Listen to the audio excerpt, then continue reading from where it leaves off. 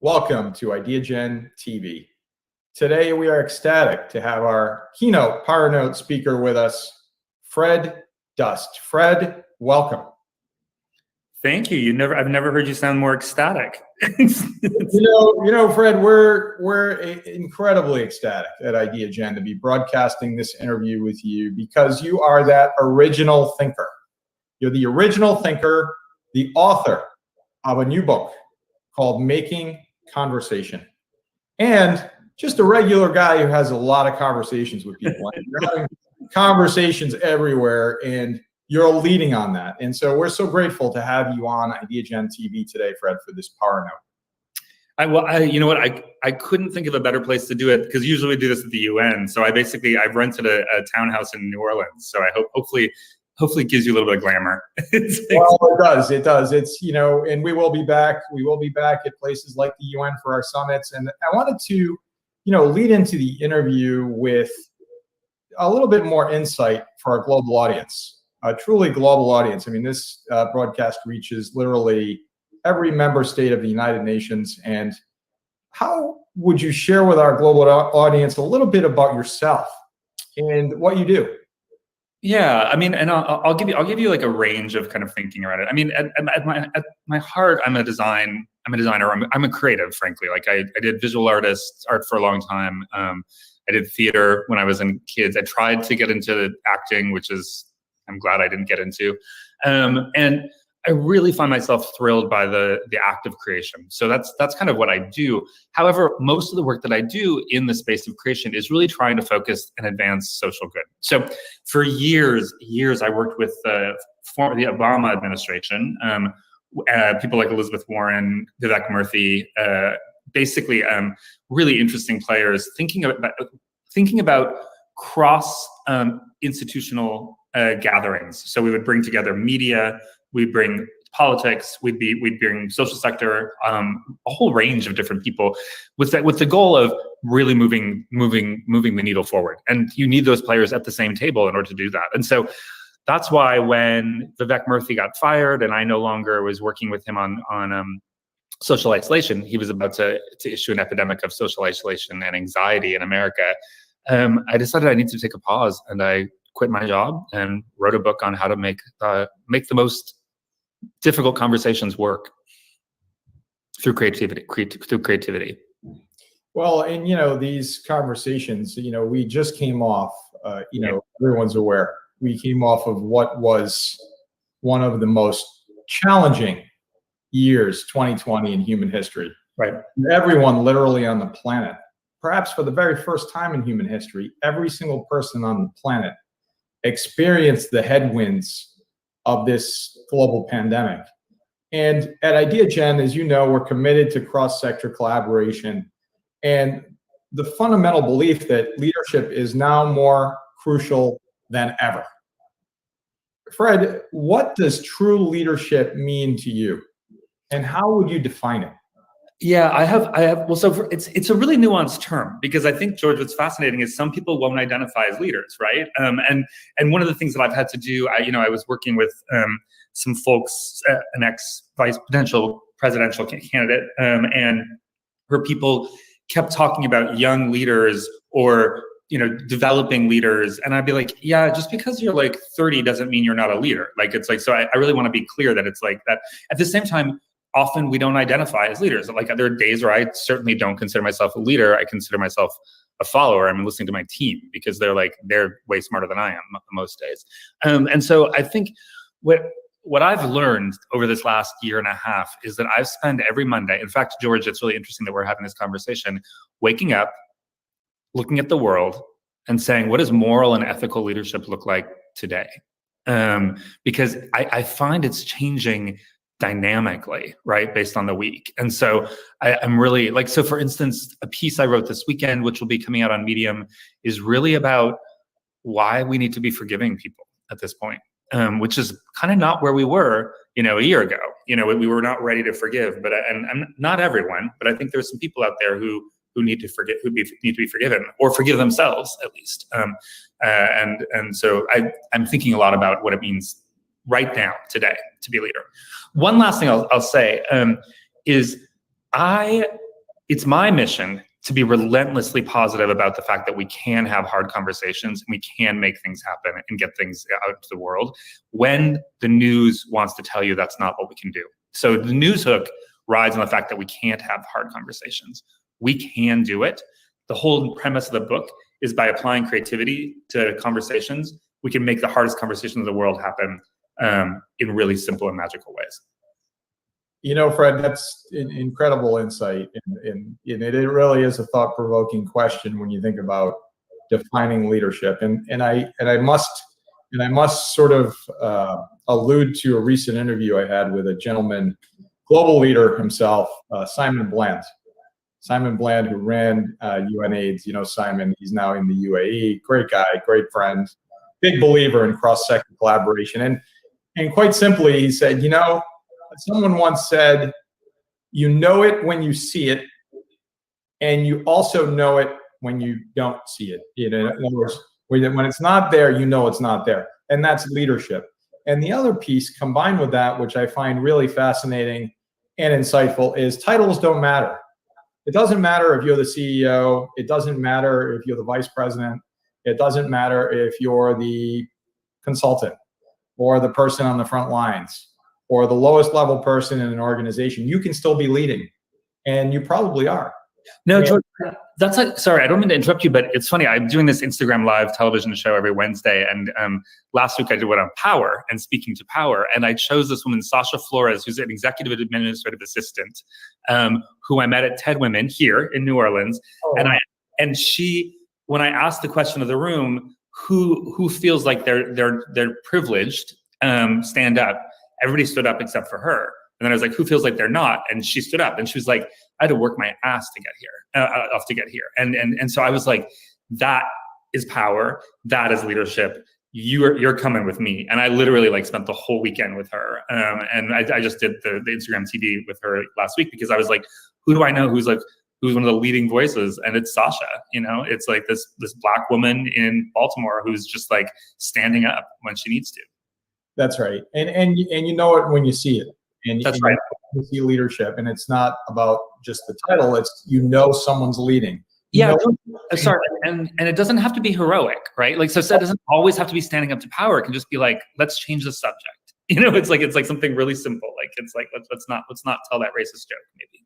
That's another point, and I'll quote you on that. So you've added on to Simon's definition that he cited, and now I've got another example. And so running off that previous question, Fred, why do you believe that now more than ever, we need strong, effective leadership?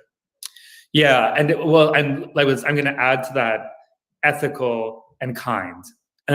So because it's like, I mean, to be honest, you asked me to talk about who I was in the beginning, and mostly what I feel like is like I was taught by my great-great-grandmother to be kind.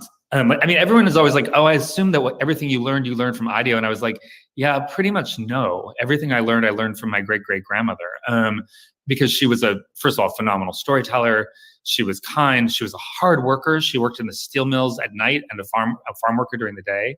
Woman of faith. Like, I'll tell you the story about how she saw Jesus one day. I mean, I'll tell you to you now if you want. And so she was a leader. You know, she led me. She was the matriarch of our family. She wasn't even my grandmother. Like she wasn't even related to me, but she took care of me. And so I think it's amazing where you find our leaders, like our grandparents, our great-grandparents, our grandchildren are leaders, our ancestors are leaders. So they're all around us if we look for them, or if we just pay attention to what the wind is saying to us. That's right. That's right, Fred. And you know, the word kind, you know, comes up a lot. And I think that's a critical piece of leadership. Empathy, all of the words that are sort of at the fore of everything we're hearing today. And I think it's more important than ever, especially with, again, all of the headwinds that the entire planet, you know, encountered.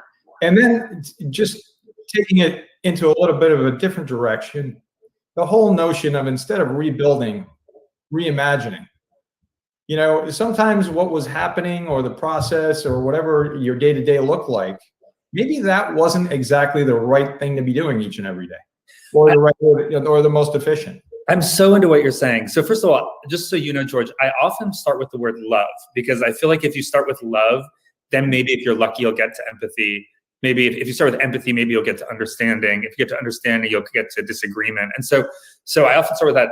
Funny story, one of our presidential candidates, Democratic presidential candidates, she once was in a room with me where I was talking about love, and she was like, "You're using the word wrong. I own that word." And I was like, "Nobody owns the word love. Like, you can't tell me that how to do that."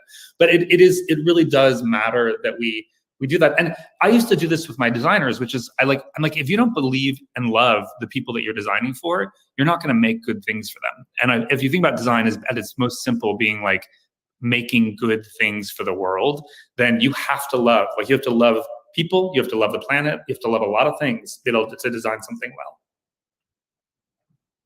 And therein lies the definition of leadership. You set the tone. Leaders set the tone.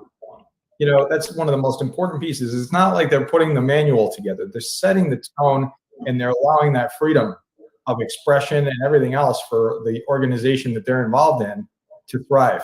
Not only but to thrive.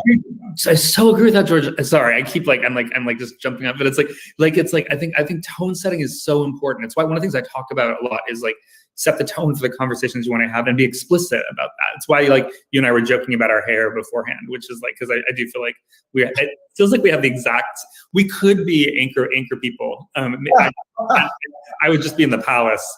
That's really funny. Well, like I said, we're lucky to have hair at this moment, so you know it's all good. It's it's a funny thing, but it's a very serious moment in time, right?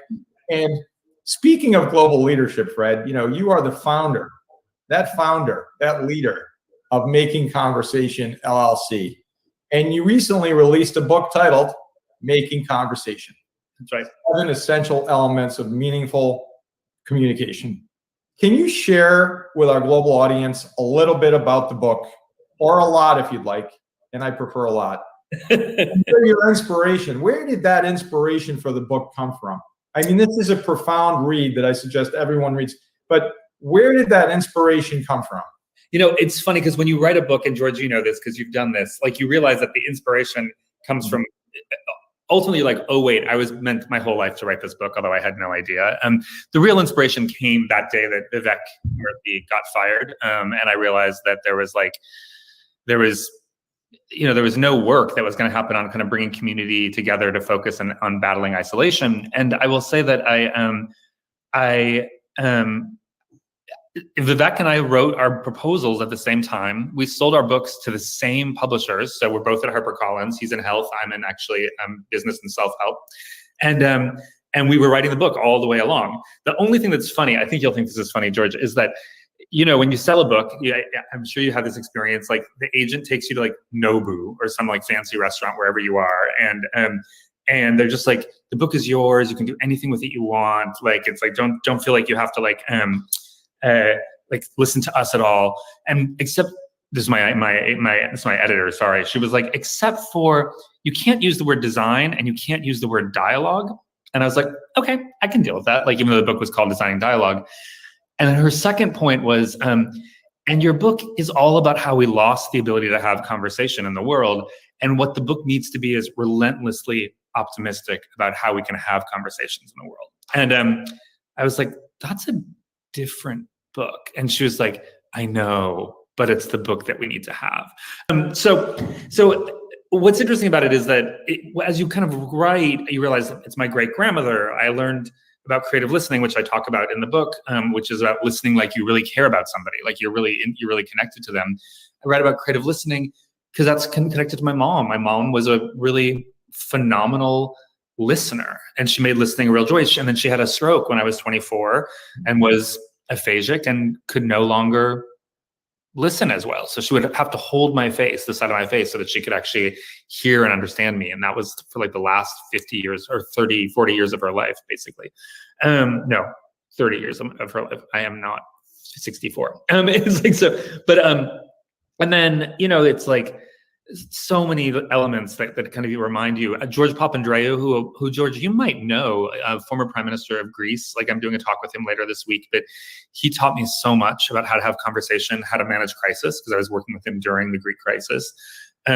Huge mentor to me. I feel like I've been lucky enough to be around so many great, thoughtful, kind leaders that I kind of was able to kind of pick up like a lot from what they've been, the lessons that they lay down. But even here, like, I went to my local bookstore because, of course, I got to be pitching the book, right? And met the bookstore, and the bookstore is like, the guy who runs this bookstore is like, he runs the New Orleans Black newspaper. He's got 2 radio shows. Runs the bookstore. I was just like so impressed with how much he's doing. And he's like 2 years older than me. It's like, it was kind of remarkable. So.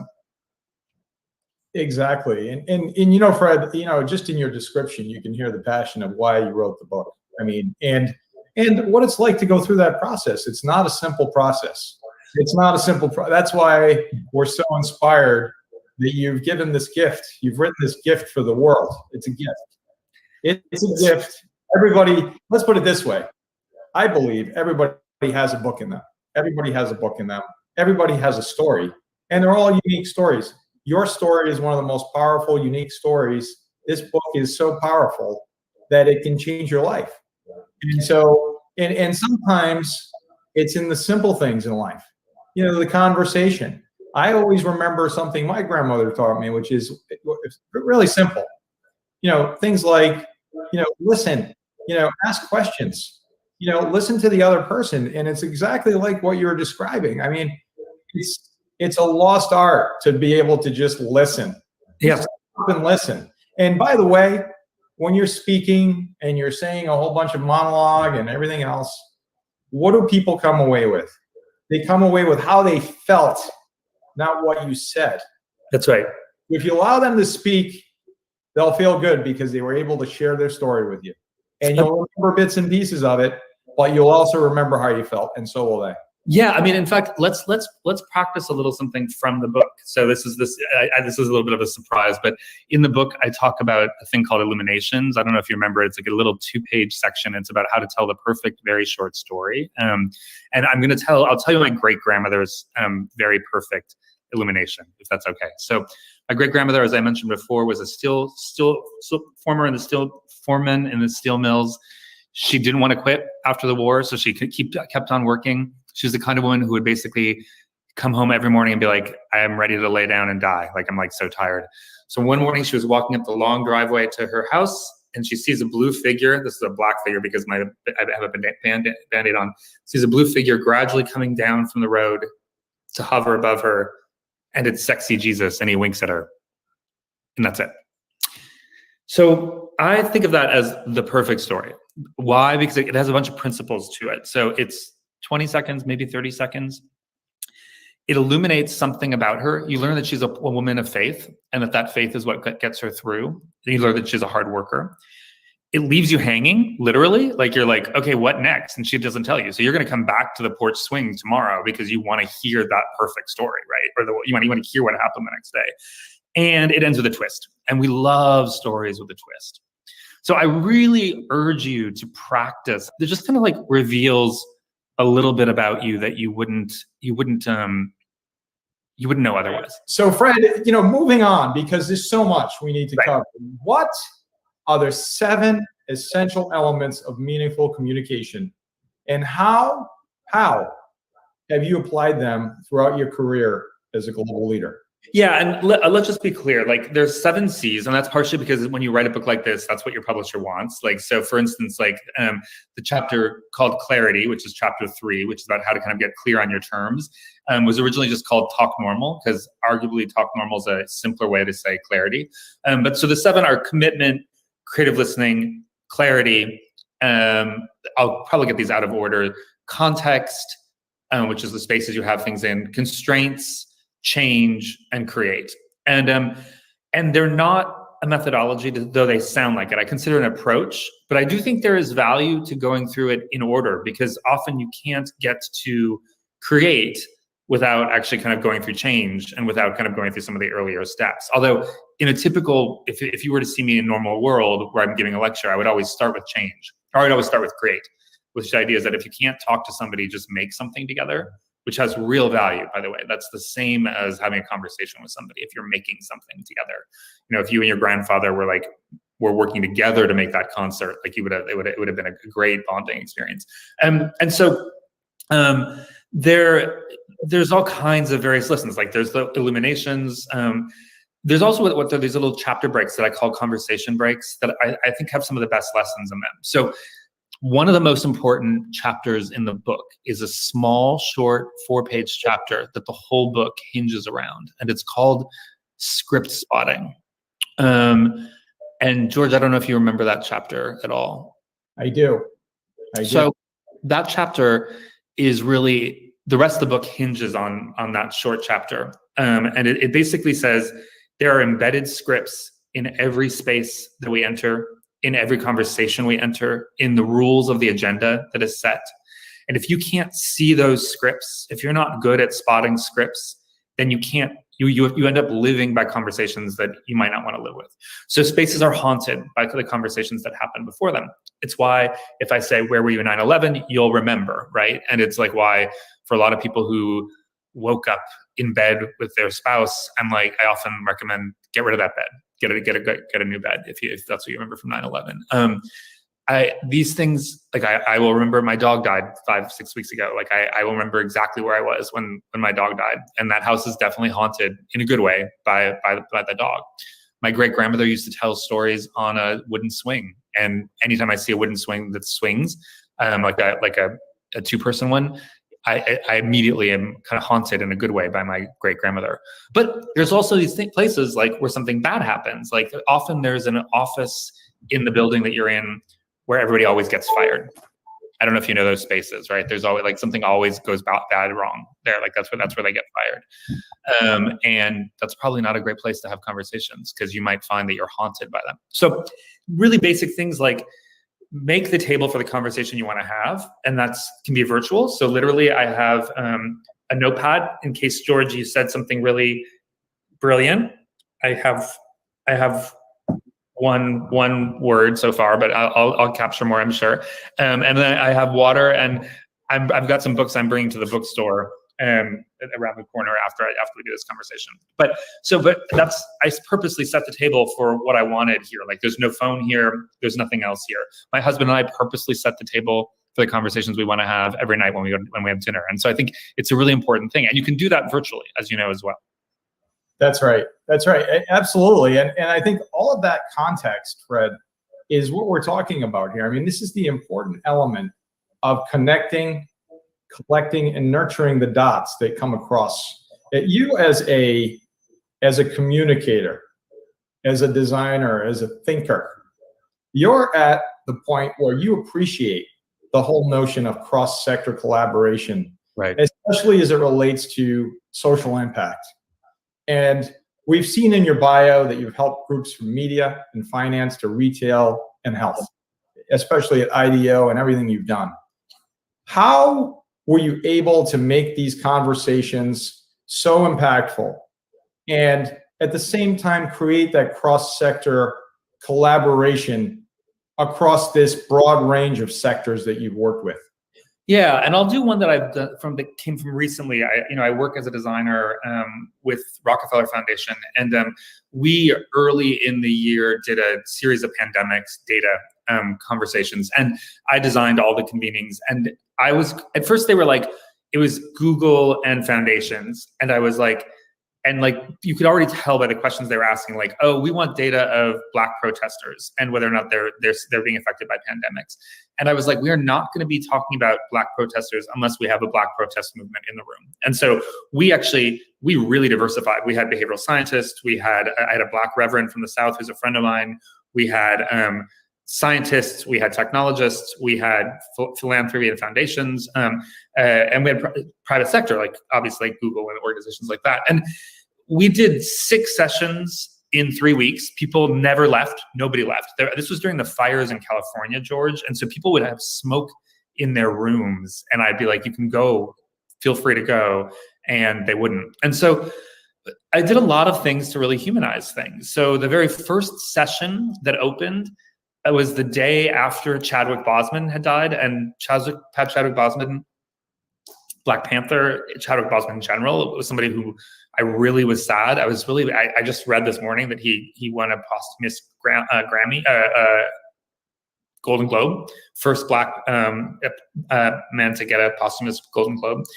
And so we started by saying, hey, like, you know, he brought the idea of Afrofuturism into the kind of public sphere. Everybody now knows about what it means. And it's like, and as you know, Afrofuturism is a really powerful tool for us to think about envisioning the future of Africa. And as we think about SDGs, like those things become really important. So we would get really, really personal. I would use illuminations. I would ask people about when they were most afraid during the pandemic. I would ask them about when they would, one point, like, because, you know, California, poor Northern California doesn't get much love. And so we have this global audience. And at the last session, I was like, hey, we love you, California. We're really sorry that we don't show it enough. And everybody was like in tears. It was really lovely. So what I would say is that you need to design the human into these conversations, because if you don't do that, then they end up kind of just living in this level where nobody really agrees or nobody really connects. And so we over-indexed on that. And by the way, these were 90-minute conversations twice a week. It wasn't like they were like 5-hour conversations. I did do one for the UN Global Assembly that was a 5.5-hour conversation that I think was genius. Which got more action out of it than almost anything I've ever seen happen at the UN. Oh God, I could go on and on. There's like so many wins, but I would say that's one principle that I really have been using a lot this last year, is design the human in. Well, you know, that design piece is so critically important. It's an example. You know, if you think about the design, even of a conversation, designing in the listening piece. Yeah. You've driven that home today. If there's anything you've driven home, it's the listen piece. And you combine that with kindness, you combine that with empathy, you have a recipe for some real powerful change in the world, right? And so, yeah, along with this mission of creating these cross-sector partnerships, for all of our Ideagen events, we use the 17 global goals, which we are focused on creating more and more awareness for the goals, because it is a daunting task. Yeah. There's a lack of awareness, but when you describe what the goals are, and they're not political, which I really like.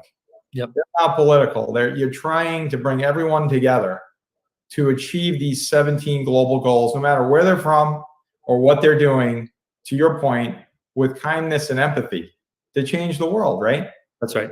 So you were a founder and trustee for Ideagen.org, which is a nonprofit that designs solutions for global poverty, which is helping to achieve SDG number 1.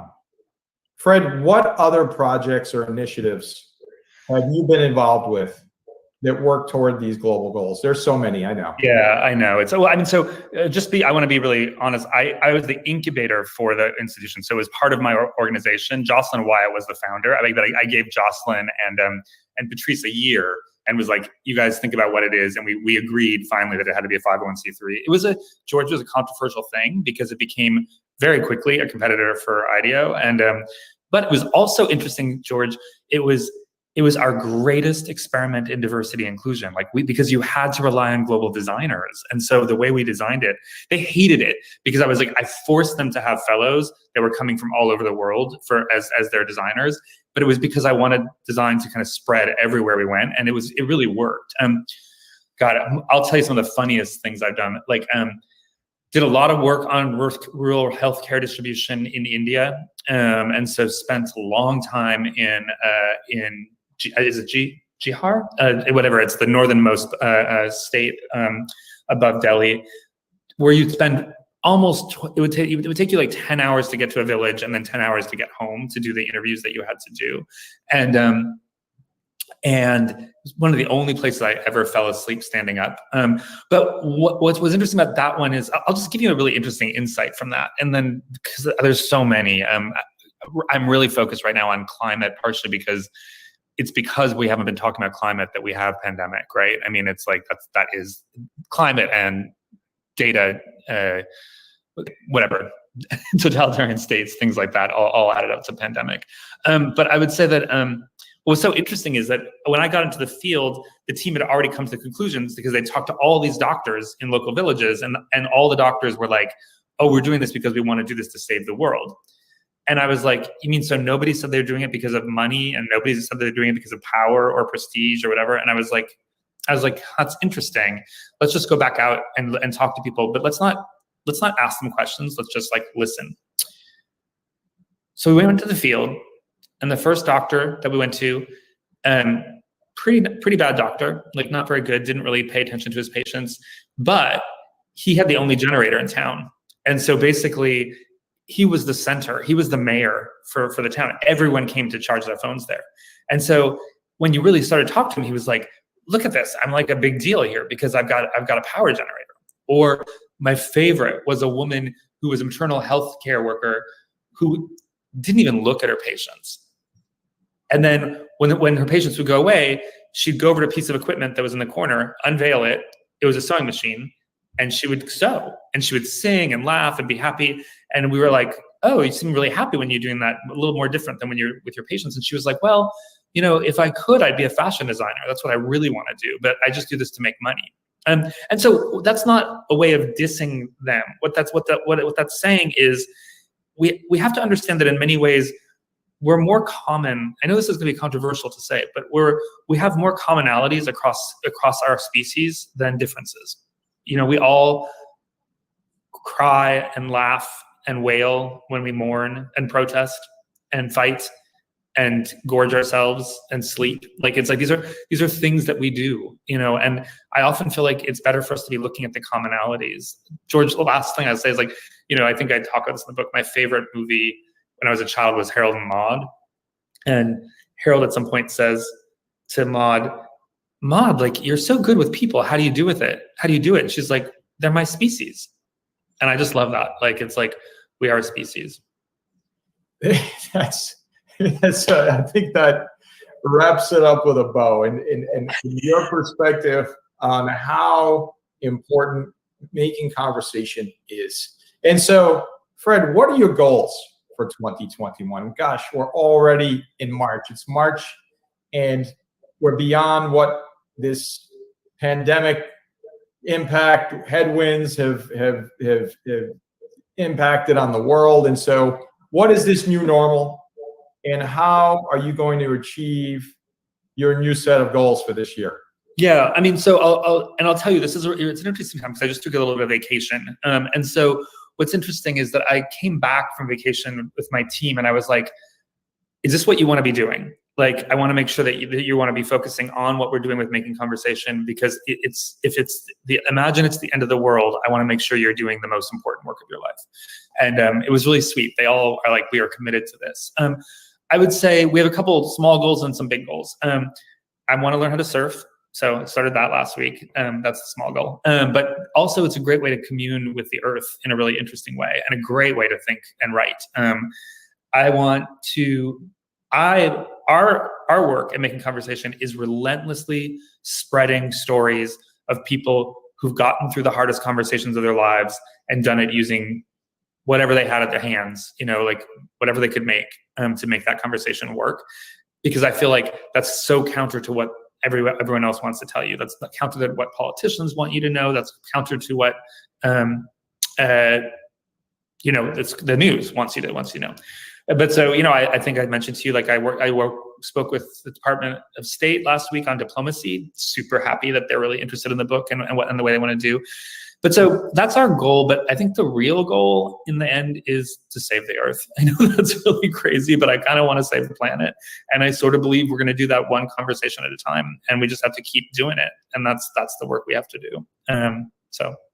Well, Fred, I mean, you know, it does take one conversation at a time, and each individual can have a role to change the world. I mean, it's a fact, and you just outlined it. And each and every conversation you outlined during this interview today is an example of that. Is moving the needle forward, is connecting the dots.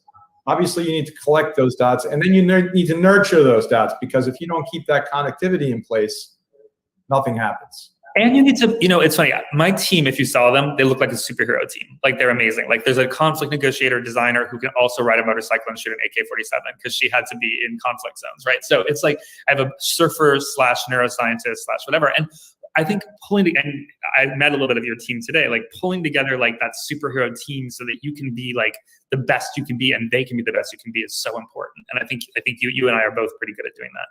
Absolutely. But before we let you go, we're not going to let you go without letting us know. You need to let us know what is your call to action for our global audience as we continue to change the world, and how can most importantly, let's stop the press here. Most importantly, how can our global audience find out more about the work you're doing and where to purchase this book? Where would you say we should purchase the book? Each and every person watching today, purchase the book, Making Conversation, because whether you're a conversationalist, you consider yourself a conversationalist, or you just like listening to others or having, general conversation, this book will transform your life. Making Conversation, 7 Essential Elements of Meaningful Conversation, of Communication. Fred, where do we buy the book? So let me ask you to answer the first question, then I'll end with where we buy the book. But I think that it's go out today and practice making conversations work. Like just do it. Like that's the most important thing that I think you can do. And believe it or not, that feels like a small act, but it's a big act. So that's what I want you to do. For the book, you can buy it. I prefer if you can buy it local if you can. In many cases, you can't. So if you're in Africa and other places, you have to buy it through, I think, Amazon Europe is really where it goes. In India, I think it's I'm hoping it's in bus stations. That's where I would hope it is. It's a soft bound version. You can buy an audiobook if you prefer audiobook on Audible. And then of course, but please, if you're local, go to your independent bookstore and ask them to order you a copy. That would be great. But then obviously there's always Amazon as well. And do you have a website? I do. It's called makingconversation.com. We have some exciting stuff that's coming up in the near term. I think I told you we have audio content, which is going to be available probably in about a week and a half. And that's basically, it teaches you the lessons of the book, but it's through 30-second WhatsApp things. So I think that'll be really fun. And we have a card game coming out, which is really fun. So Fred Dust, always amazing, always changing the world, always punching a hole in the universe, as we've heard in the past. You are doing that, my friend. Thank you so much. Making Conversation, a new book by Fred Dust. Purchase it today. Thanks so much. No, it was a pleasure seeing you. I miss our old, like getting to see each other, like at, I don't know, wherever, like some dining room table, but whatever, it's fine. Inspiring the world, my friend. Thank you so much. Hang in.